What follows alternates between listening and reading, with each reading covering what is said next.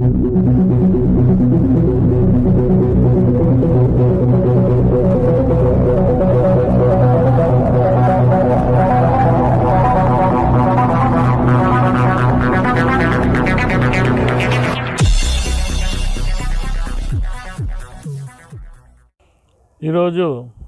Municipal commissioner మీద enquiry ఆఫీసర్గా Vasubabu Raichur commissioner గారిని అపాయింట్ చేయడం జరిగింది.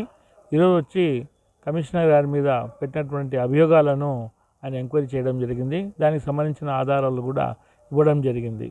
ఎందుకనంటే ఆయన ఒకటో అంశంలో గూడూరులో కమిషనర్గా పనిచేసేటప్పుడు వైఎస్ఆర్ ఆసరా ప్రోగ్రాంలో అక్కడి స్థానిక ఎమ్మెల్యే గారిని పొగుడుతూ ఈ తూరి ఎన్నికల్లో ఆయనకు ఓటు వేయించి గెలిపించాలని చెప్పేసి ఆయన ఒక రాజకీయ నాయకుని విధంగా మాట్లాడడం జరిగింది. దాని విషయంలో కూడా ఆ వీడియో కాల్ అది కూడా పెట్టడం జరిగింది. ఆ విధంగా ఏది చేసిన మళ్ళీ 24/9/2028 సెప్టెంబర్లో ఆయన అపాయింట్ అయినాడు. 24వ తేదీ మన డోన్ మున్సిపల్ కమిషనర్గా. ఏదైతే ఆ పంతా ఉందో అదే పంతాగా మరీ డోన్కి వచ్చిన తర్వాత కూడా మళ్ళీ 29/9/24 తేదీన మన డోన్లో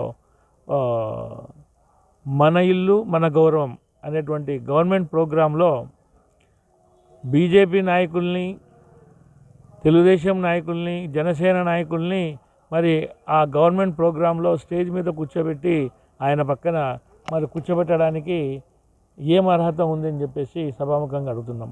ఎందుకనంటే ప్రజాప్రతినిధులు గవర్నమెంట్ ప్రోగ్రాంలో పాల్గొనాలి.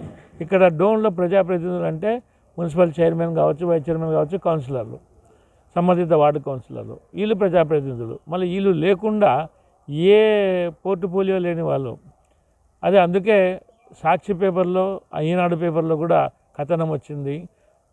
పదవులు నిల్, అధికారం ఫుల్ అనేటువంటి శీర్షిక మీద కూడా వాళ్ళకు వచ్చాయి. మరి ఈ విధంగా ఆయన ఒంటిపోకడ. ఎందుకనంటే ఎవరైతే అతన్ని పిలుచుకొని వచ్చుకుంటారో, ఏ గవర్నమెంట్కి సంబంధించినటువంటి నాయకులు పిలుచుకొచ్చుకుంటే వాళ్ళకు ఒత్తాసు పలకడం, వాళ్ళు చెప్పినట్టు పనిచేయడం ఆయన అలవాటు.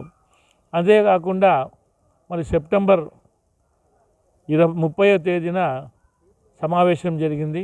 ఆ సమావేశంలో మరి 12వ అంశంగా, అజెండాలో 12వ అంశంగా మరి 13వ వార్డు కౌన్సిలర్ దినేష్ గౌడ్ గారి మీద 3 నెలలు వరుసగా ఆయన హాజరు కాలేదు అని చెప్పేసి మరి ఆ 12వ అంశాన్ని మరి చైర్మన్ గారి దృష్టికి తీసుకుపోకుండానే, మరి చైర్మన్ గారి దృష్టికి తెలపకుండానే, మరి ఆయనకు చెప్పకుండానే 12వ అంశంగా ఆయన అజెండాలో చేర్చడం, చైర్మన్ గారి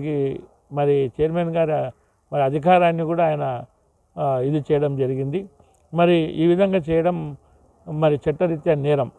అంతేకాకుండా మరి ఏదైనా సరే 3 నెలలు ఆయన రాలేదు అని అంటే ఆయనకు సంబంధిత కౌన్సిలర్కి నోటీస్ ఇవ్వాలి. ఎందుకు నువ్వు 3 నెలలు రాలేదు? నోటీస్ ఇస్తే ఆయన ఇచ్చినటువంటి సమాధానం సరైనదా కాదా అని తెలుసుకున్న తర్వాత ఆయన మీద యాక్షన్ తీసుకోవచ్చు. ఆయన అజెండాలో పెట్టి సమావేశాలు పెట్టాల్సినటువంటి అవసరం కూడా లేదు. ఆయన డైరెక్ట్గా CMDA గారికి కూడా కంప్లైంట్ చేయడానికి అవకాశం ఉంది. మరి అట్లా చేయకుండా ఆ విధంగా ఏదైతే తెలుగుదేశం నాయకులు చెప్తారో వాళ్ళు చెప్పినటువంటివి మాత్రమే వితౌట్ చైర్మన్ గారి దృష్టికి కానీ, కౌన్సిలర్ దృష్టికి కానీ, ఎవరి దృష్టికి తీయకుండా అజెండాల్లో పెట్టడం. అసలు కౌన్సిలర్లన్నా చైర్మన్లన్నా అసలు ఆయనకు లెక్కలేదు. అసలు ఆయన తీసుకోడు, లెక్కలోకే తీసుకోడు. ఆయన ఒంటి పొగడగానే ప్రవర్తిస్తాడు. అంతేకాకుండా మీరు ఇంకోటి చూస్తే మరి